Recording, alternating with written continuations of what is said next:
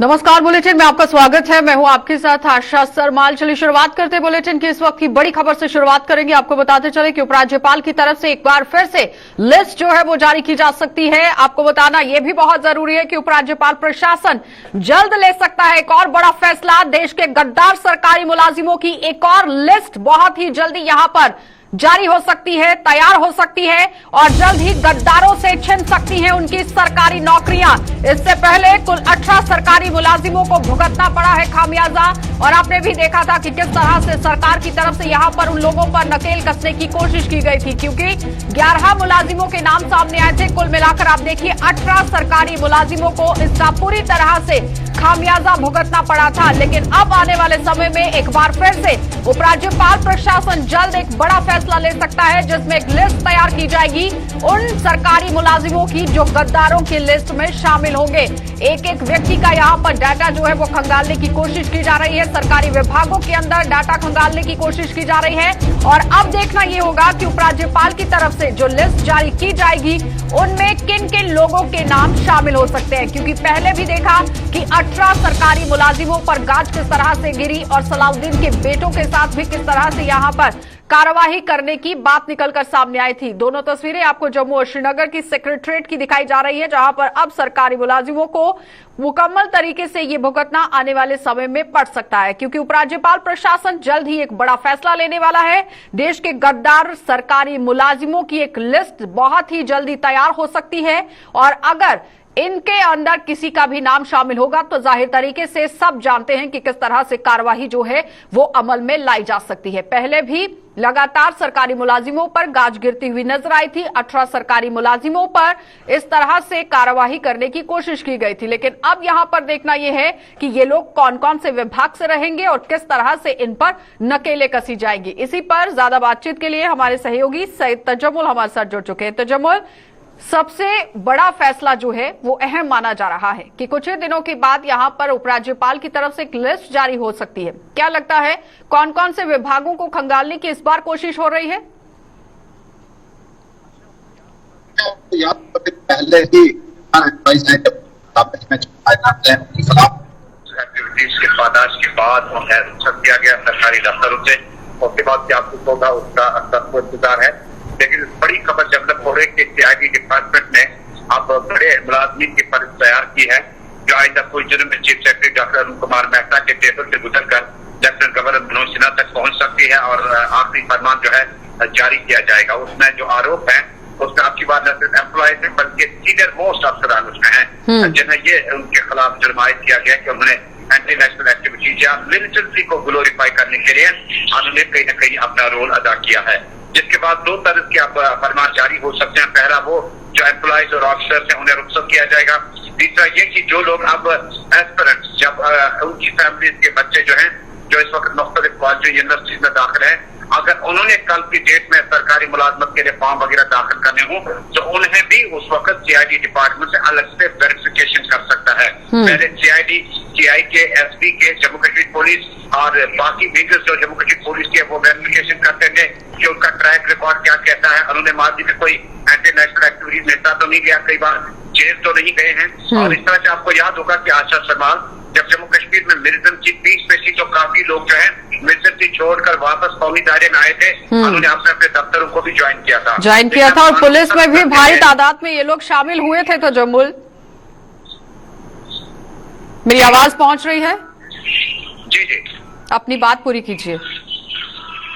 जिस वक्त आप देख रहे हैं जम्मू कश्मीर में मिलिटेंसी या गन कल्चर के बाद बड़े कुछ वेरिफिकेशन प्रोसेस से मुलाजमीन को एस्पिरेंट्स को गुजरना पड़ा और पहले ही आपको याद होगा कि 18 मुलाजमीन को बरसर्व किया जा चुका है और उसके बाद अब नई लिस्ट जो बन रही है जो सरकार के जेर गौर है और उसमें जो डॉक्टर अरुण कुमार मेहता है चीफ सेक्रेटरी, उन्हें सीआईडी से अपनी वेरिफिकेशन जो है मुकम्मल करने के बाद उनके नाम जो है आगे दिए जा सकते हैं। लेकिन दो तरह की कैटेगरीज है, एक वो कि कुछ लोग सोशल मीडिया, यूट्यूब, इंस्टा और ट्विटर वगैरह पे गलत तरह के जो तशहीर कर रहे थे और उसके बाद उनको भी उन्होंने कुछ 4 महीनों से जो ट्रैक रिकॉर्ड कहता है जो स्क्रीनिंग साइबर क्राइम ने की है उसमें देखा कि उन्होंने उन एक्टिविटीज को सस्पेंड किया है और वो नाम दिया। दूसरे वो लोग हैं जिन्होंने जम्मू कश्मीर में जो सरकार के मुताबिक है, जो जम्मू कश्मीर उन्हें नहीं मैंडेट था, जो काम उन्हें नहीं करना चाहिए था, उस काम में वो मुनवित करार दिए गए हैं, जिसके बाद ये बड़ा फैसला। लेकिन तजम्मुल, जिस तरह से 18 मुलाजिमों पर पहले भी गाज गिरी है और कहीं ना कहीं लोगों की तरफ से ये आरोप भी लगाए जा रहे थे कि बताया नहीं गया कि आखिर कौन कौन से आरोप हैं इन लोगों पर, और पहले ही कार्यवाही को शुरू कर दिया गया। क्या लगता है कि इस बार किस तरह से काम जो है वो किया जाएगा प्रशासन की तरफ से?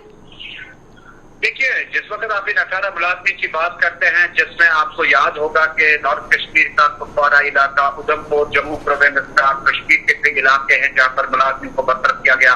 उन्हें साफ तौर पर बताया गया कि कुछ एजुकेशन डिपार्टमेंट से ज्यादा लोग थे और इज्जत के सुप्रीमो से इख्तलाफ उनके 2 पर्सन जो पहले ही जेल में हैं, उन्हें भी रुख्सत कर दिया गया। उनमें से एग्रीकल्चर यूनिवर्सिटी के साथ साथ सिक्किम्स में वो सरकारी मुलाजिम के तौर पर काम करते थे। उन्हें आरोप टेरर फंडिंग के साथ साथ बताया गया कि उन्होंने एंटी नेशनल एक्टिविटीज में हिस्सा लिया और कोई एक जिसमें। लेकिन तजम्मुल, जिस तरह से पहले भी सरकारी मुलाजिमों पर कार्यवाही की गई है तो उनकी भी तो सीआईडी वेरिफिकेशन हुई होगी जब वो लोग सरकारी नौकरी में आए थे। कहीं ना कहीं वहां पर भी सवालिया निशान जरूर लगता हुआ नजर आ रहा है कि आखिर उस वक्त ये लोग कैसे लग गए, क्योंकि उस वक्त की बात करें तो नेशनल कॉन्फ्रेंस और पीडीपी लगातार सत्ता में रही है, कांग्रेस के साथ कोलिशन में या फिर और पार्टियों के साथ कोलिशन में, लेकिन ये दोनों पार्टियां आमने सामने रही हैं। कोलिशन में रहे हैं कुछ पार्टियां तो बीजेपी के साथ कोलिशन में रही है। उस वक्त वो तो 2014 की बात हो गई ना तजम्मुल, उस एंगल में देखे थे। देखिए, वेरिफिकेशन प्रोसेस आपका पासपोर्ट का हो, आपका गवर्नमेंट जॉब का हो, वो नॉर्मल सीआईडी वेरिफिकेशन आ जाती है, लग जाता है। लेकिन सरकार का मानना है कि सीआईडी वेरिफिकेशन उस वक्त की है, उसके बाद सरकारी मुलाजमत इख्तियार की, उसके बाद उनका ट्रैक रिकॉर्ड खंगाला जा रहा है। ये 2 तरह के लोग हैं। एक तो पहले से सीआईडी ने एनओसी दे दी उनके बारे में, यहाँ तक कि पासपोर्ट तो यहाँ सेपरेटिस्ट को भी इशू किए गए थे जब सरकारें यहाँ पर गवर्नमेंट यहाँ पर पॉपुलर गवर्नमेंट हुआ करती थी। लेकिन सीआईडी की वेरिफिकेशन के बाद जब ये सरकारी मुलाजिम की लगे हैं, उसके बाद उनके ट्रैक रिकॉर्ड को देखा जा रहा है कि उन्होंने सरकार की मदद। क्या बताया जा रहा है तजम्मुल कि कौन से साल में ये लोग लगे हुए थे जिन पर अभी पहले से ही गाज गिर चुकी है? जो 18 मुलाजिमों पर कार्यवाही हुई है वो कौन से साल में लगे थे? क्या कोई जानकारी आपके पास? देखिए, जिस वक्त आप, ये तो सीधी सी बात है, इज्जत कमांडर सैयद सलाउद्दीन के बेटे तो उनके वहां जाने के बाद लगे होंगे ना, क्योंकि जो उनकी एज है, जो उनका इस वक्त अपना सर्कुलर बता रहा है। और जिस वक्त आप शोपियन की बात करते हैं या उसके बाद साउथ के कई इलाकों की बात करते हैं, वो लोग तो पीछे 25-20 वर्षों में लगे हैं और उसके बाद उनका वेरिफिकेशन मुकम्मल होने के बाद तभी वो लगे। कुछ लोग एसआरओ के तहत लगे हैं, कुछ लोग तो डायरेक्ट रिक्रूटमेंट पे लगे हैं, कुछ लोग इनडायरेक्ट रिक्रूटमेंट से जरिए से लगे हैं। यार यही 10-20 वर्षों का मामला है। और ये जो 3 तरह की कैटेगरीज है आशा, एक तो वो जो एंटी नेशनल एक्टिविटीज है, दूसरा जो मिलिटेंसी को ग्लोरीफाई करते थे, तीसरी कैटेगरी वो है जो इनइफेक्टिव है, जो मुलाजिम नहीं लग सकते थे, उन पे भी गाज गिर सकती है। उनकी तादाद भी बहुत बड़ी है और उनके बारे में बताया जाता है कि 20 वर्षों का ट्रैक रिकॉर्ड देखा जाएगा सरकारी मुलाजिम का। जबकि अर्बन लोकल बॉडीज में जो मुलाजिम लगे हैं, जो किसी नोटिफिकेशन के बगैर लगे हैं, लेकिन उसमें तो कश्मीर प्रोविंस, यानी 20 सालों का अगर रिकॉर्ड खंगालने की बात कही जाए तो यहाँ पर सिर्फ 2 ही सरकारों पर गाज गिरती हुई नजर आएगी, नेशनल कॉन्फ्रेंस और पीडीपी। दोनों के समय में किन किन लोगों को लगाया गया, उन लोगों का ट्रैक रिकॉर्ड यहाँ खंगालना बहुत जरूरी है तजम्मुल, और उसके बाद ही दूध का दूध और पानी का पानी होगा। बहुत बहुत धन्यवाद जुड़ने के लिए। तो फिलहाल आपने देखा कि तजम्मुल हमारे साथ जुड़े हुए थे, हमारे सहयोगी, जो बता रहे हैं कि किस तरह से अब उपराज्यपाल की तरफ से यहाँ पर लिस्ट जो है वो जारी हो सकती है और बहुत ही जल्द कुछ मुलाजिमों के नाम निकलकर सामने आ सकते हैं जो गद्दारी में शामिल थे। लेकिन जिन लोगों के नाम इसमें गद्दारी में शामिल होंगे तो जाहिर तरीके से उन लोगों पर नकेल किस तरह से कसी जाएगी वो बेहतर यहां जानते हैं। आगे बढ़ जाएंगे, एक और बड़ी खबर से आपको रूबरू करवा देते हैं। आपको बताते चले कि लगातार आप देखिए सांबा से ही बड़ी खबर जो है वो देखने को मिल रही थी, लेकिन उसके साथ ही यहां पर सवाल यह भी उठ रहा है कि आखिर किस तरह से मुकम्मल तरीके से सेक्रेटरीट को मद्देनजर रखते हुए अब यहां बातचीत करना बहुत जरूरी है, क्योंकि कार्यकुशलता ना दिखने वाले सरकारी मुलाजिमों की यहां नौकरी जाएगी और प्रशासन ने सभी विभागों से लापरवाह मुलाजिमों का ब्यौरा मांगा है और लिस्ट अभी तक ना मिलने से प्रशासन ने यहां सख्त रुख अपना दिया है और प्रशासनिक सचिवों को जल्द कार्रवाई करने के निर्देश यहां पर जारी हो गए हैं। एक तरफ यहां उपराज्यपाल की तरफ से बहुत ही जल्द लिस्ट जारी हो सकती है गद्दारों की, और दूसरी तरफ उन लोगों की जो अपने कार्य में कुशलता नहीं रखते हैं, यानी अपने काम को लेकर दिलचस्पी नहीं दिखा रहे हैं, समय पर अपना काम नहीं कर रहे हैं। अब बहुत ही जल्द उन पर भी गाज गिर सकती है। अब कहने का तात्पर्य यह है कि लगातार आप देखिए प्रशासन किस तरह से सख्त एक्शन यहां पर करता हुआ नजर आ रहा है। कार्यकुशलता ना दिखने वाले सरकारी मुलाजिमों पर अब कुछ और यहां पर गाज जो है वो देखी जा सकती है, कार्यवाही जो है वो देखी जा सकती है, क्योंकि प्रशासन ने सभी विभागों से लापरवाह मुलाजिमों का ब्यौरा मांगा है और लिस्ट अभी तक न मिलने की वजह से सख्त रुख अपनाता हुआ यहां पर प्रशासन नजर आ रहा है और प्रशासनिक सचिवों को जल्द कार्यवाही करने के निर्देश दे दिए गए हैं। हमारे सीनियर सहयोगी विनोद जी हमारे साथ जुड़ चुके हैं। विनोद जी, जिस तरह से गद्दारों पर अब यहां गाज गिरती हुई नजर आ रही है, लेकिन उसके साथ ही साथ उन लोगों पर जो अपने काम में दिलचस्पी नहीं दिखा रहे हैं। विनोद जी, मेरी आवाज आ रही है? जी जी जी बिल्कुल आशा, आपने ठीक कहा कि पहले फेज में, इससे पहले भी जब पीडीपी की सरकार आई थी 2002 में, पीडीपी और कांग्रेस की सरकार आई थी, मिलीजुली सरकार में एक लिस्ट बनाई गई थी, जो डेडवुड थे, जो करप्ट ऑफिसर्स थे, उनको टर्मिनेट किया गया था। और उसके सेकेंड फेज में अभी जब एलजी मनोज कुमार सिन्हा आए हैं तो उन्होंने उन लोगों की सूची तैयार की है जिन लोगों के आतंकवादियों से संबंध है, अलगाववादियों से संबंध है, या राष्ट्र विरोधी गतिविधियां करते हैं। अब तीसरे फेज में ऐसा देखा जा रहा है कि जो इनकॉम्पिटेंट, जो ऐसे अधिकारी हैं, जो ऐसे मुलाजिम हैं, कॉम्पिटेंट नहीं है और जिनकी आयु, जिनकी सेवा जो है 22 साल से हो चुकी है और जिनकी आयु 48 साल है, उनको सूची तैयार की जा रही है, उनको रेक्टिफाई किया जा रहा है, उनको शिनाख्त की जा रही है। और ये कहा जा रहा है सभी के सभी एडमिनिस्ट्रेटिव सेक्रेटरीज, जितने भी हर एक डिपार्टमेंट में एडमिनिस्ट्रेटिव सेक्रेटरी होता है, उसको ये कहा जा रहा है कि उनको आइडेंटिफाई किया जाए ताकि उनको बाहर का रास्ता दिखाया जा सके। लेकिन विनोद जी, यहाँ पर सवाल ये भी है कि जिस तरह से लिस्ट तैयार की जा रही है, कौन कौन के जो डिपार्टमेंट हैं वो इसमें शामिल रखे गए हैं या फिर सभी डिपार्टमेंट में लिस्ट बनाई जा रही है? देखिए, सभी के सभी डिपार्टमेंट और डिपार्टमेंट के अंदर जो कॉर्पोरेशंस होती हैं, जो निगम रहते हैं, उनकी भी सूची तैयार किया जा रहा है। उन निगम में जो लोग काफी लंबे समय से कुछ लोग एब्सेंट रहते हैं और सैलरी ले रहे हैं, उनकी भी लिस्ट तैयार की जा रही है। ऐसे लोग जो कॉम्पिटेंट नहीं है, अपनी सेवाएं पूरी तरीके से नहीं दे पा रहे हैं, ऐसे लोगों की लिस्ट तैयार की जा रही है और उसमें सभी के सभी महकमे, 22 महकमे और बाकी कॉर्पोरेशन में शुमार है।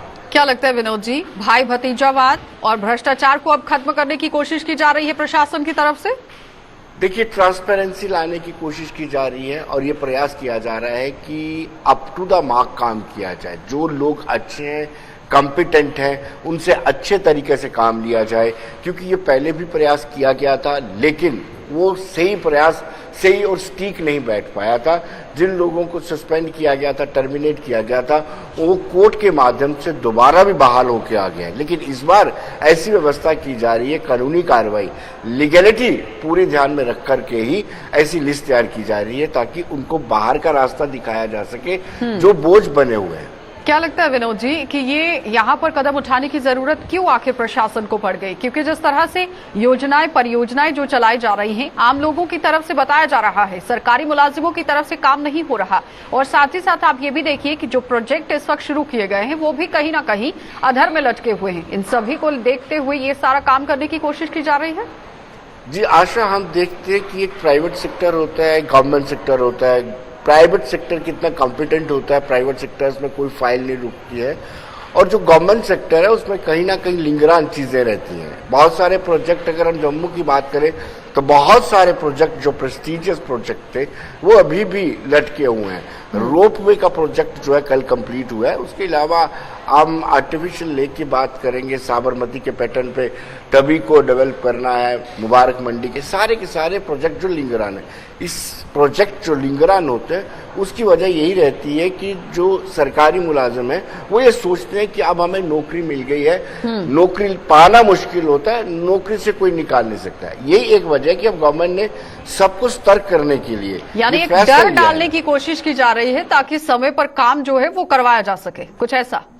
जी बिल्कुल ऐसा ही प्रयोग किया जा रहा है। बहुत बहुत धन्यवाद जुड़ने के लिए। तो फिलहाल आपने देखा कि विनोद जी से बातचीत हो रही थी, किस तरह से प्रशासनिक अधिकारियों पर भी अब नकेल कसना यहां पर शुरू कर दिया जाएगा, क्योंकि इन लोगों की लिस्ट यहां जारी करने की कोशिश की गई है। और साथ ही आपको यह भी बताते चलें कि जो लोग अपने काम से कतराते हैं या फिर अपने काम को मद्देनजर रखते हुए संजीदगी नहीं दिखाते हैं, उन लोगों पर कहीं ना कहीं अब गाज गिर सकती है। आगे बढ़ जाएंगे, एक बार फिर से आपको सांबा लिए चलते हैं, क्योंकि सांबा से भी बड़ी खबर आपको दिखाना बहुत जरूरी है।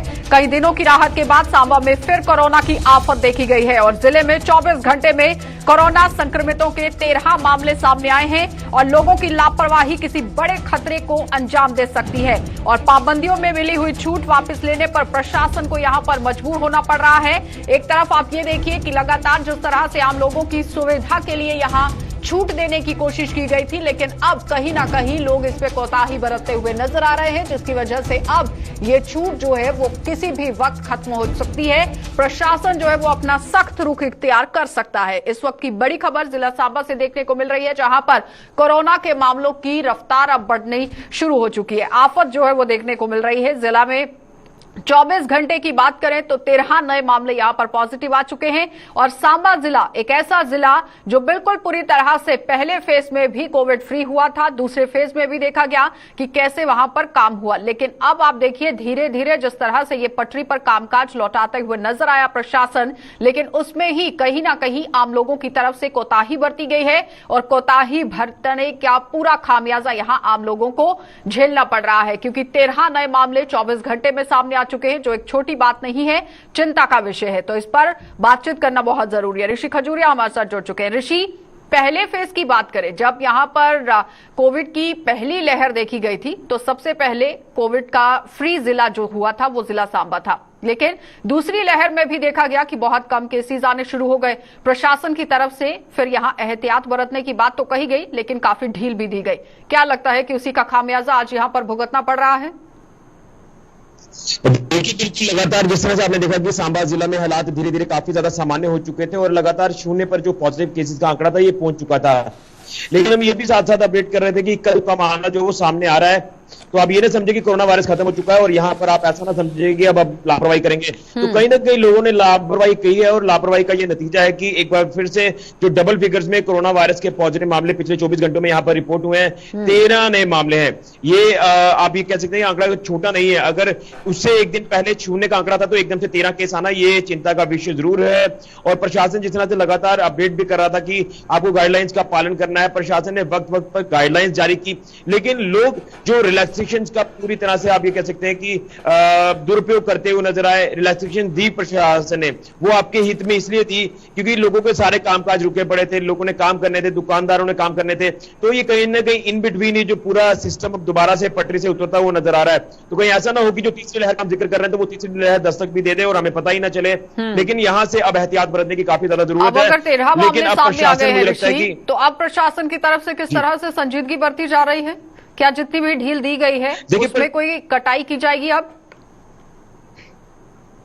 देखिए, वही अब प्रशासन एक बार फिर से यहाँ पर पूरे रिस्क का रिव्यू करेगा और खासतौर पर मैं आपको ये बता दूं कि 2 दिन पहले एक ऑर्डर जारी किया था प्रशासन ने कि जितने भी धार्मिक संस्थान है जिला सांबा में, जितने भी श्रद्धालु हैं वो जा सकते हैं, जितने डेस्टिनेशन है वहां पर श्रद्धालु जा सकते हैं, लेकिन उनको अपने साथ वैक्सीनेशन की सर्टिफिकेट साथ रखनी है और उसी के साथ नेगेटिव आरटीपीसीआर और रैट टेस्ट की रखनी है। तो हो सकता है कि इसमें भी कुछ संशोधन जो वो किया जा सकता है प्रशासन द्वारा और कहीं न कहीं अभी एहतियात बरतने की काफी ज्यादा जरूरत है, क्योंकि ये एक ऐसा वक्त है जिस स्टेज पर हम काफी मुश्किल से पहुंचे हैं, उन हालातों से निकलकर यहाँ क्या लगता है ऋषि कि धार्मिक स्थलों को खोलने की बात कही गई थी, पर्यटन स्थलों को खोलने की बात कही गई थी, अब वहां पर रोक लग सकती है या किस तरह से समय सीमा के अनुसार ही लोगों को जाने की कोशिश वहां पर करनी चाहिए और साथ ही कोई और गाइडलाइंस जो है वो प्रशासन की तरफ से जारी की जा सकती है आने वाले समय में? देखिए अभी कुछ नहीं कहा जा सकता है कि प्रशासन क्या कुछ संज्ञान लेता है, क्योंकि अभी 2 दिन पहले ये ऑर्डर जारी किया है धार्मिक संस्थानों को लेकर।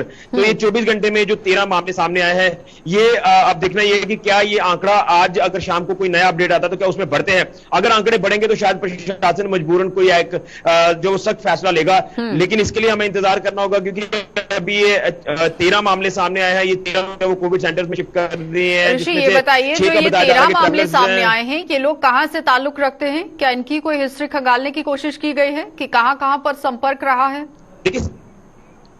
देखिए 6 लोग जो वो ट्रैवल कर आए हैं और ट्रैवल करने का जो माध्यम आप सब जानते हैं कि बाहरी राज्यों से जो लोग बाई ट्रेन आ रहे हैं उनके टेस्ट यहाँ रेलवे स्टेशन पर किए जा रहे हैं। तो उसी की एक कड़ी है कि ये 6 ट्रैवलर जो है वो पॉजिटिव पाए गए हैं और 7 लोग जो है वो जिला के अलग अलग इलाकों से बिलोंग करते हैं। तो कहीं ना कहीं अब प्रशासन को पूरी तरह से सख्ती करने की और ज्यादा जरूरत है। रेलवे स्टेशन की अगर हम बात करें तो वहां पर टेस्टिंग को और ज्यादा बढ़ाने का प्रयास प्रशासन जरूर करेगा। लेकिन प्रशासन की एक मैं यहाँ पर बात जरूर कहूंगा कि चाहे मामले शून्य पर भी हो जाए, प्रशासन जो टेस्टिंग कर रहा है वो टेस्ट टेस्टिंग का आंकड़ा में डे बाय डे काफी अच्छा देखने को मिलता है। लगभग 2500 के आसपास टेस्टिंग है वो की जा रही है। तो अंदाजा लगा सकते हैं कि प्रशासन चाहता है कि हर एक व्यक्ति को आइडेंटिफाई कि कौन पॉजिटिव है कौन नेगेटिव है, उसी को लेकर ये सारी एक्सरसाइज की जा रही है। लेकिन अब देखना यह है कि टेस्टिंग प्रक्रिया को जारी रखना ही बहुत जरूरी है कि बाहर से जो लोग भी यहाँ पर पहुंच रहे हैं उनकी टेस्टिंग होनी चाहिए। पॉजिटिव हैं तो क्वारंटीन और साथ ही साथ अस्पताल का रुख करें, नहीं तो अपने घर जा सकते हैं अगर नेगेटिव हैं। तो बहुत बहुत धन्यवाद ऋषि जुड़ने के लिए। तो फिलहाल आपने देखा कि ऋषि खजूरिया हमारे साथ जुड़े हुए थे जो बता रहे हैं कि प्रशासन की तरफ से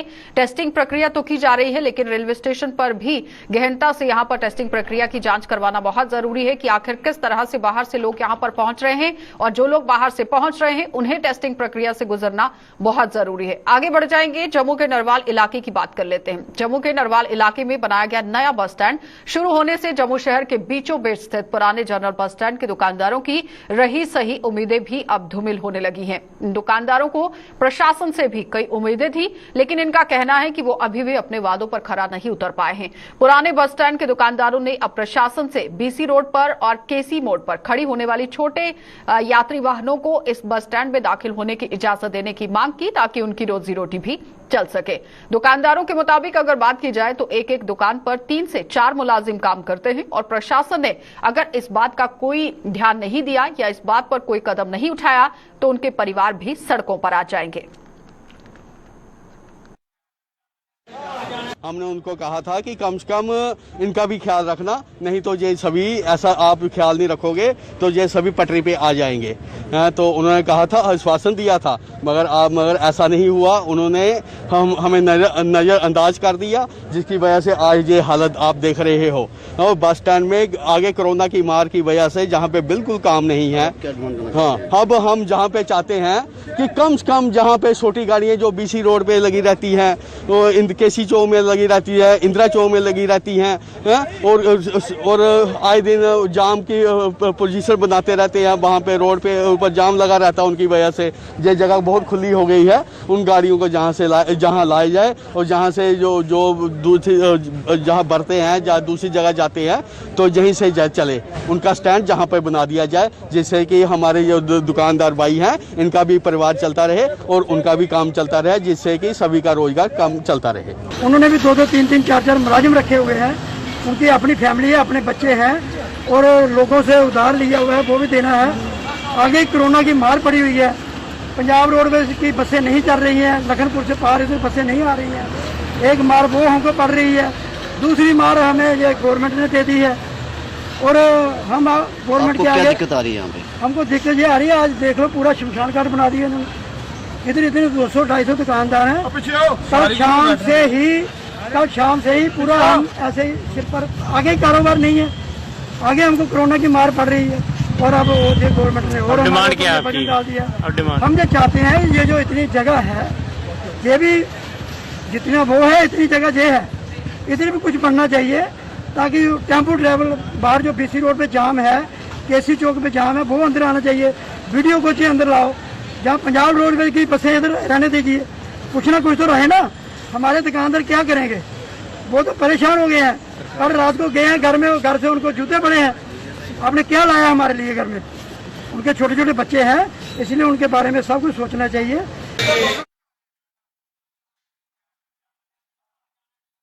एसआरटीसी के बीआरएस एम्प्लॉइज ने एसआरटीसी मैनेजमेंट पर अनदेखी का आरोप लगाया है और इन लोगों पर आरोप है कि अपनी बकाया राशि के भुगतान को लेकर भी वो पिछले 10 वर्षों से धरना प्रदर्शन कर रहे हैं, लेकिन अभी तक उनके मुद्दे का समाधान नहीं हो पाया है। बीआरएस एम्प्लॉइज यूनियन के प्रधान देवराज बाली ने कहा कि हालांकि सरकार ने मैनेजमेंट से एसआरटीसी को मौजूदा रिटायर और बीआरएस एम्प्लॉइज की लायबिलिटी की जानकारी यहां पर मांगी थी उनसे, लेकिन अभी तक ये जानकारी उपलब्ध नहीं करवाई गई है। उन्होंने चेतावनी दी है कि अगर एक सप्ताह के भीतर उनकी लायबिलिटी यहां पर बिल सरकार को नहीं दिया गया, नहीं भेजे गए, तो एसआरटीसी के खिलाफ प्रदर्शन करने का सिलसिला भी शुरू हो जाएगा।